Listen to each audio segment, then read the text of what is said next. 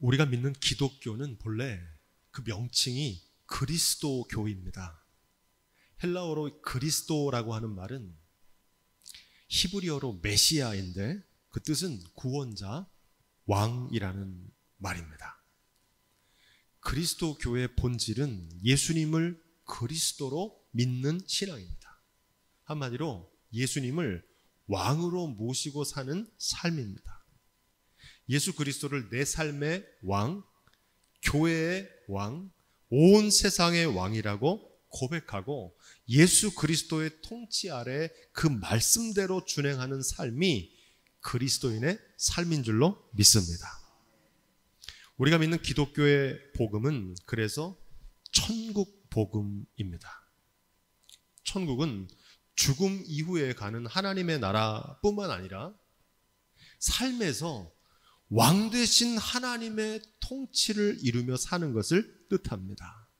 이 천국을 맛보며 이 천국을 소망하며 그 천국의 주인공으로 사시기를 주님의 이름으로 축복드립니다. 우리가 새벽마다 묵상하고 있는 이 열왕기 상하 말씀은 이스라엘의 왕들의 일대기를 기록합니다. 하나님과의 관계에서 어떤 삶을 살았느냐를 기록합니다.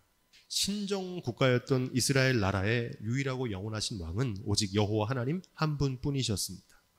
이스라엘 나라를 통치하던 왕들의 역할은 왕 되신 하나님의 통치를 위임받은 청지기입니다.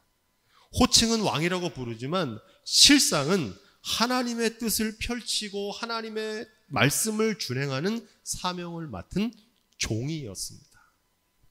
불행하게도 이스라엘의 왕들은 대부분 청지기의 역할을 망각했고 왕 되신 하나님의 뜻을 저버리고 우상 숭배를 일삼았습니다. 그러다 결국 그 나라는 멸망하고 말았습니다. 구약의 역사입니다. 수많은 열왕들 가운데 하나님이 보시기에 합당한 왕들을 찾아보기가 정말 드뭅니다. 손가락으로 셀 정도로 드문데 그 중에도 군계이락 그렇게 돋보이는 인물이 있는데 그가 바로 남유다의 히스기야 왕입니다.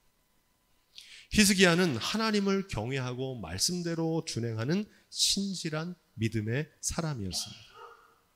대부분의 사람들은 히스기야처럼 믿음으로 살면 시련도 없고 고난도 없는 만사 형통의 삶이 이루어진다고 생각합니다. 하지만 성경을 잘 보면 믿음의 사람에게도 절체절명의 위기가 예외 없이 찾아옵니다. 믿는 사람이나 믿지 않는 사람이나 똑같이 위기가 찾아온다면 믿음이 무슨 소용이 있습니까? 뭐하러 믿음 생활을 합니까? 반문할 수도 있습니다. 하지만 이 둘 사이에 결정적인 차이가 있습니다.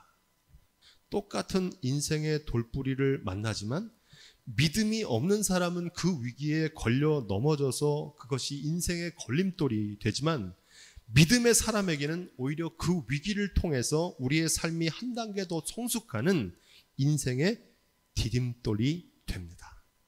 이게 다른 겁니다. 우리의 믿음은 인생의 걸림돌을 디딤돌로 바꾸는 능력이 되는 줄로 믿습니다. 이 믿음에 대해서 시편 37편 23절로 24절 다윗은 이렇게 말합니다. 여호와께서 사람의 걸음을 정하시고 그 길을 기뻐하시나니 따라해 보겠습니다. 저는 넘어지나 아주 엎드러지지 아니함은 여호와께서 손으로 붙드심이라. 아멘. 내가 주님을 붙잡는 게 아니라 나는 비록 넘어질 수밖에 없지만 주님께서 그 손으로 나를 붙잡아 주신다는 사실을 변함없이 믿는 믿음입니다. 이 믿음이 오늘 예배하는 저와 여러분들의 믿음의 고백이 될 수 있기를 주님의 이름으로 축복드립니다. 오늘 본문은 신실한 하나님의 사람 히스기야가 통치하던 시대에 벌어진 사건입니다. 고대의 열강이었고 강력한 군사 대국이었던 아수르의 대왕 사네립이 세 사람의 장관들을 내세워서 엄청난 군대를 보내서 남유다를 침공합니다. 아수르 대군이 예루살렘 성을 둘러싸고 위협하는 가운데 눈에 띄는 인물이 있는데 랍사게라고 하는 아수르의 장관입니다. 그는 유창한 언변으로 남유다 백성들을 단숨에 두려움과 공포에 몰아넣습니다. 그리고 투항할 것을 요구합니다. 남유다의 형편은 바람 앞에 등불 같은 풍전등화의 상황이었습니다. 열왕기하 19장 3절은 이 남유다의 절박한 형편을 한 문장으로 표현합니다. 한번 따라해 볼까요? 아이가 임산하였으나 해산할 힘이 없도다. 무기력과 깊은 절망입니다. 믿음은 있지만 그 믿음으로 싸워 이길 현실이 너무 절망적이어서 그것을 이겨낼 능력이 없는 상황을 말합니다. 혹시 여러분 이런 상황과 형편 경험해 보신 적 있으십니까? 저는 우리 강릉 예한교회에서 예배당을 건축하는 과정에서 이런 형편을 경험해 봤습니다. 만일 여러분 지금 크고 작은 인생의 문제를 만나고 있다면 오늘 말씀에 귀 기울이시기를 부탁드립니다. 오늘 말씀은 바로 그 위기의 순간에 대처하는 믿음의 자세를 구체적으로 증거하기 때문입니다. 우리 그런 맥락에서 14절 말씀을 함께 읽어보겠습니다. 14절입니다. 히스기야가 사자의 손에서 받은 편지는 아수르 왕이 보낸 선전포고입니다.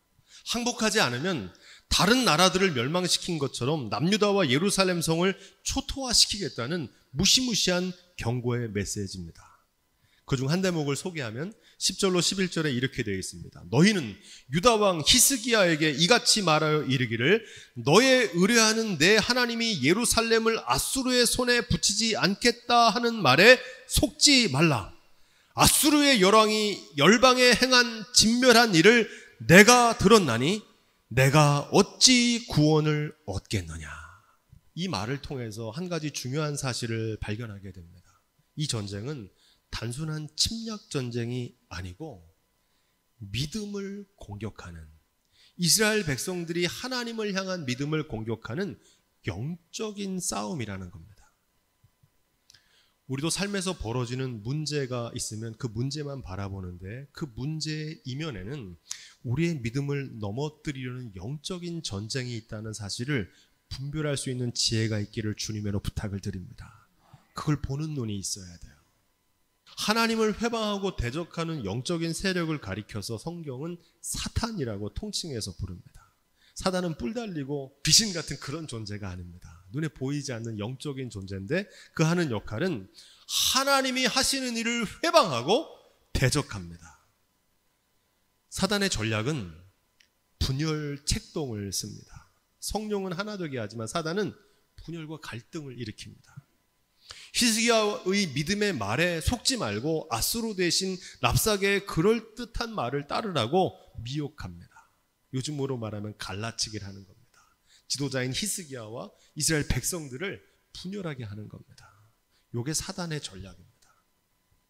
사단은 사람을 통해서 말로 역사합니다. 이 랍사게가 사단의 전형입니다. 또 다른 사단의 전략은 그 말을 통해서 두려움을 줍니다. 사단의 핵심 전략은 두려움과 공포심을 주는 겁니다. 이 믿음의 반대말을 믿음 없음이라고 생각하는데 믿음의 반대말은 두려움입니다. 하나님의 선지자들은 두려워하지 말라고 강조합니다. 사단은 그럴듯한 말로 환경과 상황을 내세우며 두려움으로 우리의 믿음을 공격합니다. 예배당을 건축할 때 가장 큰 장애물은 경제적인 여건이나 사람이 부족한 게 아니었습니다. 이런 외적인 형편이 아니라 가장 큰 장애물은 내면적인 두려움이었습니다. 안 된다는 겁니다. 못한다는 거예요. 풍랑이 몰아치는 바다 위에 제자들이 죽음을 두려워했던 진짜 이유는 거센 풍랑 때문이 아니었습니다. 배가 작아서 그런 게 아니었습니다. 풍랑도 잔잔케 하시는 주님이 우리와 함께 하시고 그 주님의 권능을 온전히 믿지 못했기 때문입니다. 절망적인 상황에서 두려움이 마음을 사로잡고 믿음이 흔들리는 순간 여러분은 어떻게 하십니까? 히스기야는 여호와의 전으로 올라갔습니다. 이 말씀이 중요합니다. 대신들을 모아놓고 작전회의를 하거나 강력한 애굽에게 원조 요청을 하지 않았습니다. 군대를 소집하고 군량미를 점검하지 않았습니다. 그것도 다 중요한 일이지만 그보다 먼저 여호와의 전으로 올라갔습니다. 사랑하는 강릉예안교회 성도 여러분, 삶에서 만나는 위기의 순간 히스기야처럼 여호와의 전으로 올라가시기를 주님의 이름으로 부탁드립니다. 시편 18편 2절 3절에서 다윗은 이렇게 고백합니다. 여호와는 나의 반석이시요 나의 요새시요 나를 건지시는 자요 나의 하나님이시요 나의 피할 바위시요 나의 방패시요 나의 구원의 뿌리시요 나의 산성이로다. 이 다윗의 고백이 저와 여러분들의 고백이 되기를 부탁드립니다. 시편 18절 6절 말씀은 이렇게 이어집니다. 내가 환난에서 여호와께 아뢰어 나의 하나님께 부르짖었더니, 따라해 보겠습니다. 저가 그 전에서 내 소리를 들으시며 그 앞에서 나의 부르짖음이 그 귀에 들렸도다. 이런 체험과 간증이 저와 여러분들의 체험과 간증이 되기를 축복합니다. 몸이 아프면 병원에 가고 갑작스러운 사고를 당하면 응급실로 달려가는 것처럼 위기의 순간 내 힘으로 해결할 수 없는 삶의 문제를 만났을 때 히스기야처럼 삶의 주관자 되신 하나님 앞으로 달려 나가셔야 됩니다. 때를 따라 돕는 은혜의 보좌로 나가셔야 됩니다. 이곳은 만민이 기도하는 집입니다. 예배의 자리, 기도의 자리로 올라가시기를 주님의 이름으로 부탁드립니다. 히스기야의 기도의 모습 가운데 한 가지 특별한 점에 주목합니다. 기도할 때 여호와 앞에 펴놓고 기도했다는 겁니다. 아수르 왕이 보내온 그 선전 포고문을 가지고 여호와 전에 나아가서 하나님 앞에 그것을 펼쳐놓고 기도하는 겁니다. 주님, 내가 이런 글을 받았습니다. 아수르 왕이 지금 우리에게 보낸 글입니다.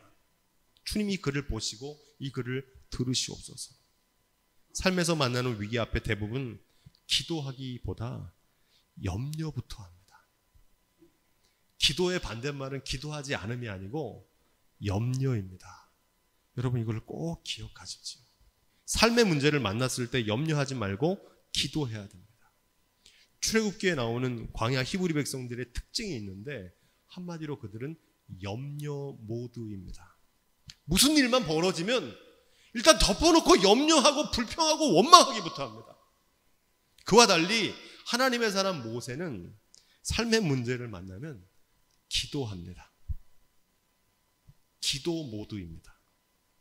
홍해를 만났을 때 히브리 백성들은 염려하고 불평하고 원망했지만 모세는 하나님께 올라가 기도했습니다. 마실 물이 없을 때 히브리 백성들은 염려했지만 모세는 기도했습니다. 먹을 양식이 없을 때 히브리 백성들은 염려했지만 모세는 기도했습니다. 하나님은 모세의 기도에 응답하셔서 홍해를 마르게 하셔서 그 땅을 걷게 하셨고 반석을 쳐서 샘물이 나게 하셨고 하늘에서 만나와 메추라기를 보내셨습니다. 모세의 기도에 응답하신 겁니다. 우리가 기도할 때 한 가지 주의해야 될 것은 기도가 아니라 통보를 하는 경우가 있습니다. 잘 들어보십시오. 자기가 이미 결정을 다 해놨어요. 목사님, 제가 이렇게 하기로 했으니까 하나님께 잘 돼 주시기를 기도해 주세요. 여러분, 이건 기도 같지만 기도가 아니라 일방적인 통보입니다. 기도는 전적인 의뢰입니다. 내 뜻을 내려놓고 하나님의 뜻을 묻는 겁니다. 자기가 다 결정해 놓고 이대로 잘 되게 해주세요 하는 기도는 성경적인 기도가 아닙니다. 우리의 기도가 성숙하기를 주님의 이름으로 부탁을 드립니다. 만일 누가 저에게 신앙생활이 뭐냐고 묻는다면 기도 생활이라고 해도 과언이 아닙니다. 마가복음 6장에서 제자들이 더러운 귀신 들린 아이를 쫓아내려고 힘쓰고 애를 써봅니다. 하지만 소용이 없었습니다. 이와 달리 예수님께서 이 더러운 귀신 들린 아이에게 명하사 말씀으로 내어 쫓으시는 권능을 행하셨습니다. 마가복음 9장 28절로 29절에 부끄러운 제자들이 집에 돌아와서 예수님께 조용히 묻습니다. 우리는 어찌하여 능히 그 귀신을 쫓아내지 못하였나이까? 이르시되, 예수님의 말씀입니다. 기도 외에는 다른 것으로 이런 유가 나갈 수 없느니라 하시더라. 예수께서 놀라운 치유와 기적의 권능을 행하신 비결은 단 하나입니다. 기도입니다.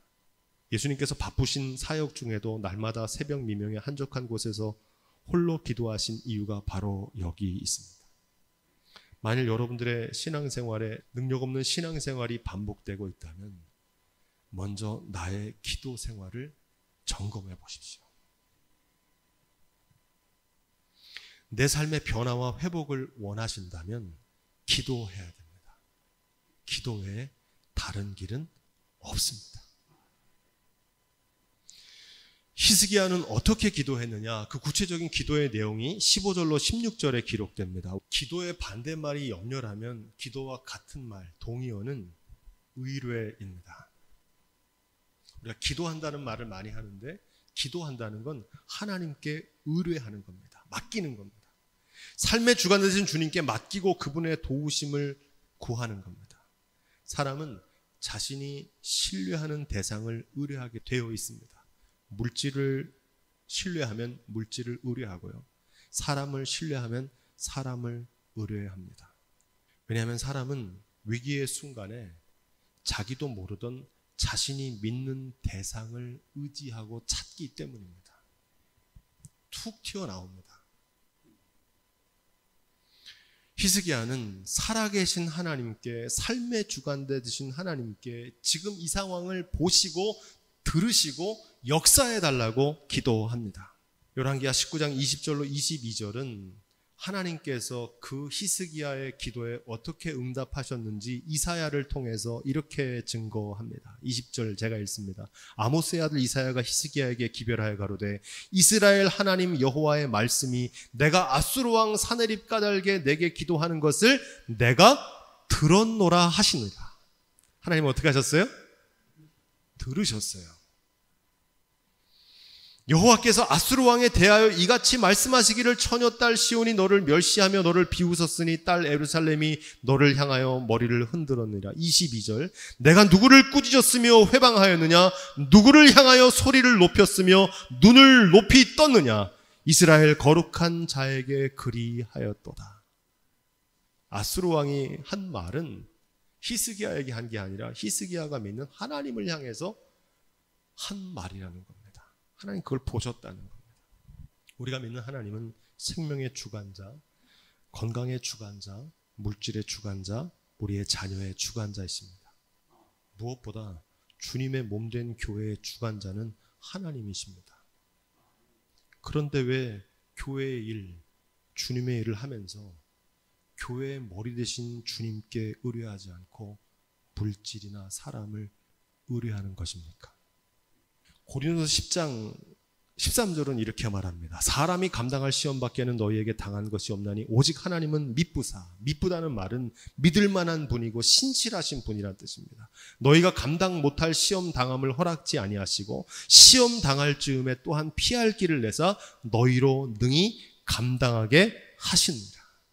맡기신 분께서는 그 일을 맡기실 때 사명만 맡기시는 게 아니라 그 일을 감당할 수 있는 힘도 주시고 지혜도 주시고 능력도 주시고 사람도 붙여주시는 줄로 믿습니다. 그 믿음이 있는 사람은 그 사명을 감당할 때 하나님의 도우심을 구합니다. 주님 힘 주시고 지혜 주시고 물질 주시고 사람을 붙여주옵소서. 이 예배당은 그렇게 지어졌습니다.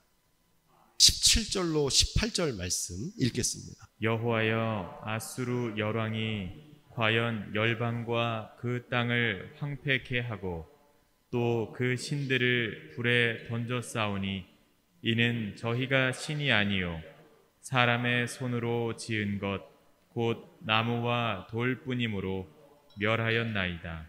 아수르의 왕이 이미 다른 나라를 다 멸했다는 겁니다.